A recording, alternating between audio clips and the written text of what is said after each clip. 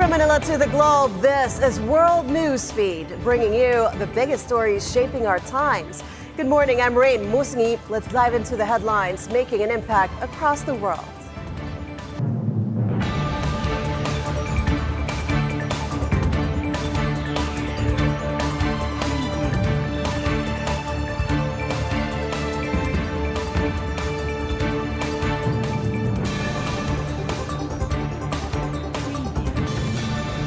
On the 1,000th day of the Russian invasion, Ukraine has hit Russian targets using US-supplied ATACMS missiles for the first time. These long-range weapons struck strategic bases in occupied territories, dealing a crucial blow to Moscow's logistics. The missiles, capable of hitting targets over 300 kilometers away, destroyed ammunition depots and airfields in eastern Ukraine. Kyiv says the strikes are part of a broader effort to turn the tide of war. We are not trading Ukraine's sovereignty, security, or future. We won't relinquish Ukraine's rights to its entire territory, and we will certainly not allow anyone to use our country in someone's pre-election battles in Europe. No one will win at Ukraine's cost. But it is possible to win together with Ukraine. That's the only way. Russia denounced the move, calling it a serious escalation and warning of unpredictable consequences. Ukraine's use of long-range ATACMS missiles against its territory marks a new phase of the Western war against Moscow and vows to react accordingly. The Kremlin also claimed its air defenses downed several Ukrainian missiles, though this remains unconfirmed. The U.S. has sent 20 ATACMS to Ukraine since October as part of a $43 billion military aid package. Western leaders stressed the need for peace, but there's no sign Russia will back down from its annexation claims. Meanwhile, Iran is facing international condemnation after the International Atomic Energy Agency confirmed that its stockpile of near-weapons-grade uranium has grown significantly. The United Nations nuclear watchdog also estimated in its quarterly report that as of October 26, Iran's overall stockpile of enriched uranium stands at over 6,600 kilograms, far above the 42 kilograms of uranium enriched to 60% purity, the amount at which creating one atomic weapon is theoretically possible, especially if the material is enriched further to 90%. The reports come at a critical time as Israel and Iran have traded missile attacks in recent months after more than a year of war in Gaza, which is governed by Hamas, a group supported by Iran. Last week, Iran offered not to expand its stockpile of uranium enriched up to 60% during a visit to Tehran by IAEA Chief Rafael Grossi. German authorities are investigating the severing of 2 undersea communication cables suspecting sabotage. The BBC reports the incident, which occurred in the Baltic Sea, temporarily disrupted internet services to Nordic countries. Now, while officials have not named the suspect, they are calling the timing suspicious, given the heightened tensions with Russia in the region. Naval patrols have been stepped up to protect critical infrastructure. The incident echoes last year's sabotage of the Nord Stream pipelines, which remains unsolved. NATO has declared that any attack on infrastructure will be met with a decisive response. Experts warn that seabed cables, which carry 95% of global data, are vulnerable to similar attacks.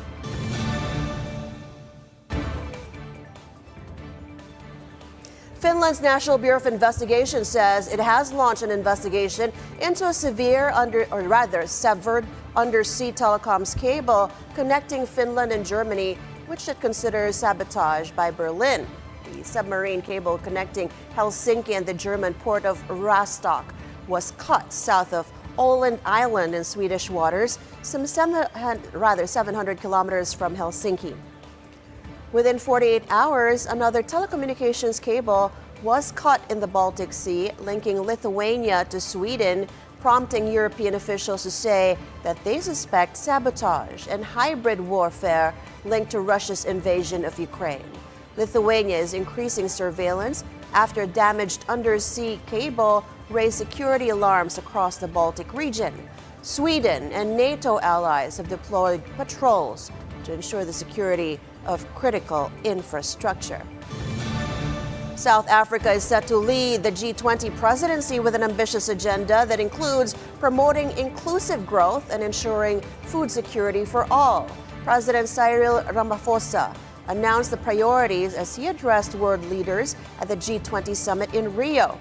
Ramaphosa said South Africa would work to address the global food crisis by enabling sustainable agriculture and investment in infrastructure.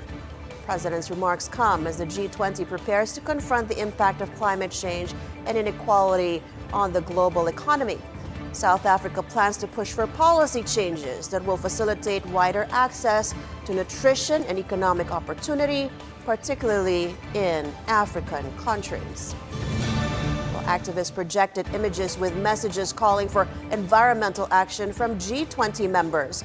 During a peaceful protest, an environmental non-government organization displayed a large cardboard sign on Rio de Janeiro's seafront that read, "Tax billionaires, tax polluters, fix the climate," in conjunction with the G20 summit. They argued that it is unacceptable for the wealthy to accumulate riches and spread suffering globally, highlighting the issue of climate justice. Brazil's President Luiz Inácio Lula da Silva emphasized to G20 leaders the need for international tax cooperation to tackle inequality, pushing for a global wealth tax on the ultra-rich.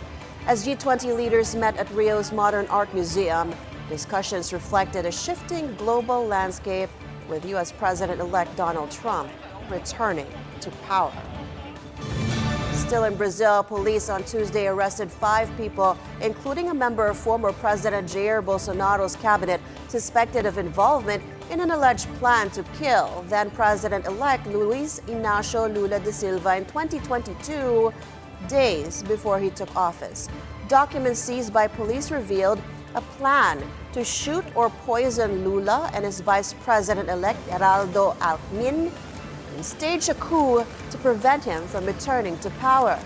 Police said in a statement the conspiracy included the attempted murder of a Supreme Court justice with an explosive device or poison. The Army confirmed the arrest of retired Brigadier General Mario Fernandez, who had served as deputy minister in Bolsonaro's cabinet, and Lieutenant Colonels Helio Ferreira Lima, Rodrigo Bezerra de Azevedo, and Rafael Martins de Oliveira. The officers were in Rio but were not involved in the security operation for the summit of leaders of the G20 group of major economies that is ongoing in the city.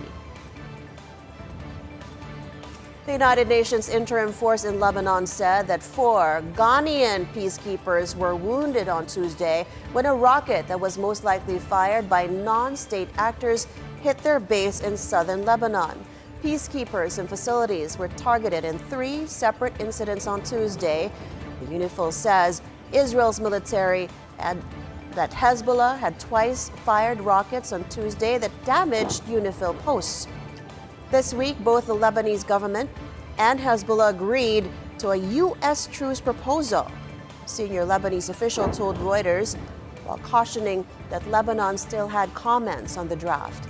Hezbollah's approval is needed for any ceasefire to take effect, given its arsenal and sway over the Lebanese state. A second official said exactly how the army would be deployed to the south was still under discussion.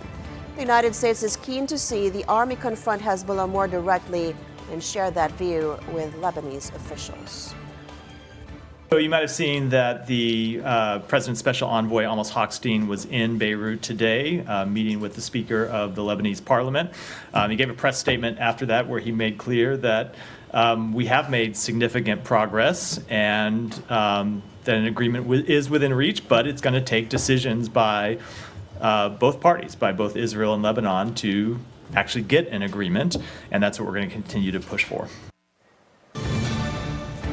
Our second biggest headline in World Newsfeed coming up next, this time from Asia. Stay on Beyonce.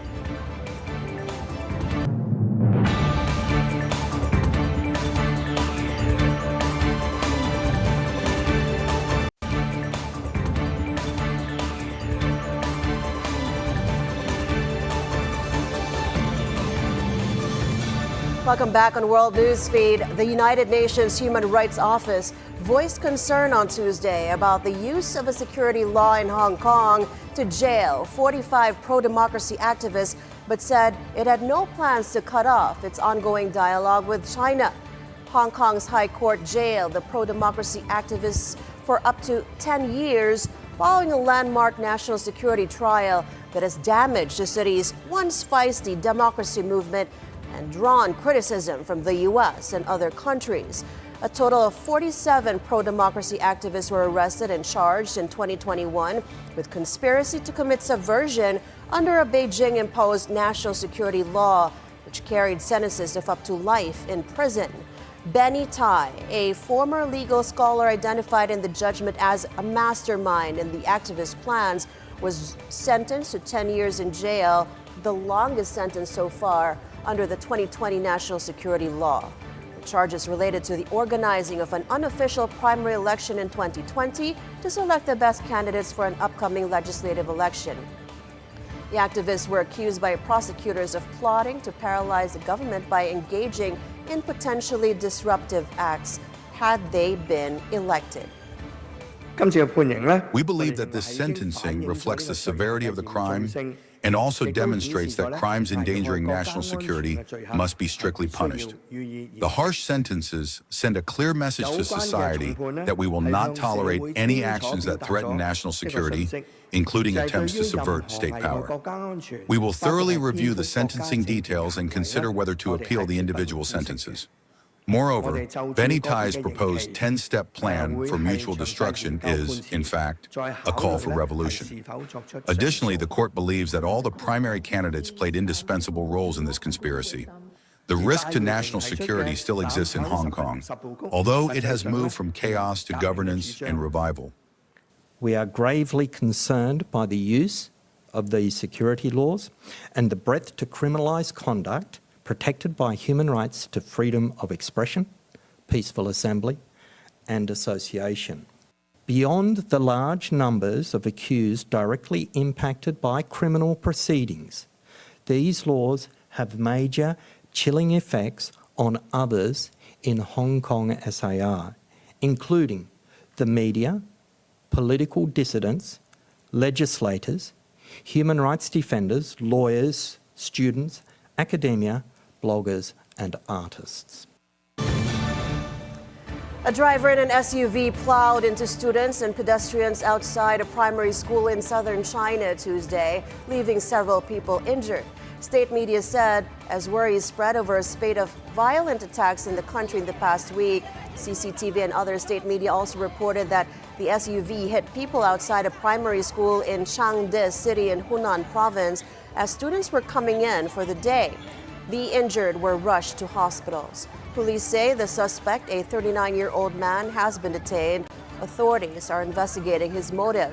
This comes just over a week after another driver rammed his vehicle into a crowd in a sports center in Zhuhai in southern China, killing 35 people and severely injuring 43. That was the deadliest mass attack in China in a decade.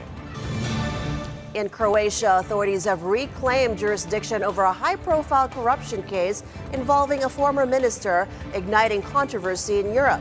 Originally under the European Public Prosecutor's Office, the case involves allegations of embezzling millions in funds. Health Minister Vili Beros was immediately sacked after Croatia's Office for the Suppression of Corruption and Organized Crime raided his home last Friday and arrested him over alleged corruption. 7 others are being investigated over alleged bribery, abuse of authority, and money laundering. Critics, including opposition leaders, accused the government of intervening to protect political allies. The Justice Minister denies the claim, saying the move will speed up the judicial process. Brussels is monitoring the situation closely, warning that political interference could affect Croatia's access to future EU funding. Pakistan has approved a major military operation in Balochistan following a surge in separatist violence that left at least 26 dead last week. The military says the operation will target insurgent groups responsible for attacks on infrastructure, security forces, and civilians. Balok rebels have long accused the government of economic marginalization and demand greater autonomy. The BLA mostly targets security forces and foreigners, especially Chinese nationals, who are in Pakistan as part of Beijing's multi-billion-dollar Belt and Road Initiative. The BLA wants a halt to all Chinese-funded projects and for Chinese workers to leave Pakistan to avoid further attacks. Haitian authorities say police and armed residents have killed 28 suspected gang members in an operation aimed at regaining control of lawless areas in Port-au-Prince. Reports from the ground reaching Al Jazeera depict a gruesome scene with vigilantes decapitating the bodies of alleged gang members, cutting off limbs, and setting piles of bodies on fire with rubber tires. Harsh reprisals by vigilantes have become a disturbing feature of the fight against the powerful gangs that violently control large swaths of the Haitian capital. The latest violence comes in the wake of the collapse of Haiti's government last week and more than 3 years of constant turmoil following the assassination of President Rafael Nadal in 2021. Hundreds of farmers drove tractors into central London to protest a new tax on agricultural machinery. The policy, which will levy charges on diesel tractors, aims to reduce carbon emissions but has sparked outrage among farmers. Critics argue the tax will add significant costs to small farms, potentially driving them out of business. The National Farmers Union warns that the policy could also raise food prices across the UK. The government defends the measure, saying it's necessary to meet net zero emission targets by 2050. Officials have promised subsidies for sustainable farming equipment. The farmers say these fall short of actual needs. The State Meteorological Office issued a yellow warning for England, Scotland, and Northern Ireland due to intense snowfall. A video captured in Aberdeenshire, Scotland, vividly depicted a car that had crashed alongside a snow-covered road, highlighting the treacherous conditions. The severe weather prompted a yellow warning, leading 200 schools to close their doors on Tuesday morning to ensure the safety of students and staff. In the days ahead, forecasts predict a significant drop in temperatures, with daytime highs plummeting well below the typical mid-November averages and nighttime temperatures expected to fall to dangerously low levels, dipping beneath the freezing mark. Indian tribal leaders are demanding the return of ancestral skulls held in British museums, calling the practice a remnant of colonial-era injustice. Over 2,000 human remains from India are stored in the UK, many taken without consent during the British Empire's rule. Activists argue that these skeletons represent a grim chapter in Hittitle and deserve a dignified repatriation. British institutions, including the Natural Hittitle Museum, say they are open to discussions but require more documentation to verify origins. The call for repatriation comes amid a global push to return cultural heritage to its rightful owners. Similar demands have been made by indigenous groups in Australia and Africa. On to sports news now. Rafael Nadal's remarkable career came to an end in a tear-filled farewell at the Davis Cup after he was defeated by Dutch player Botic van de Zandschulp. Nadal, who announced his retirement from professional tennis last week, saw his run come to an emotional close when Van de Zandschulp secured a straight sets victory in the round of 16. The match, played in Barcelona, was marked by a mix of applause and sadness as fans and players paid tribute to the Spanish legend. Nadal's defeat was his final competition performance after a career spanning over 20 years and several major titles. The world of tennis will miss his competitive spirit and unmatched tenacity. In some ways, good. Maybe if that was my last match, that was my last match. If nothing happens. I lost my first match in the Davis Cup, and I lost my last one. So we closed the circle. In entertainment now, Beyonce is set to headline as the halftime performer during the NFL Christmas Game Day this year. The Queen Bee's performance will take place in Houston, Texas on Christmas Day and will be broadcast by Netflix. This kicks off what is expected to be a new holiday tradition, as the streaming giant also announces NFL games for 2025 and 2026. This is the first time Beyonce performs her songs from the Cowboy Carter album live. Beyonce has performed multiple times at the NFL stage with Destiny's Child in 2013 and Coldplay and Bruno Mars in 2016. And that's all for now. Thank you so much for joining us. I'm Raine Musñgi. Catch up with us again tomorrow when we bring you the world in 30 minutes, only on World Newsfeed. All the money comes next. Keep it here on BNC.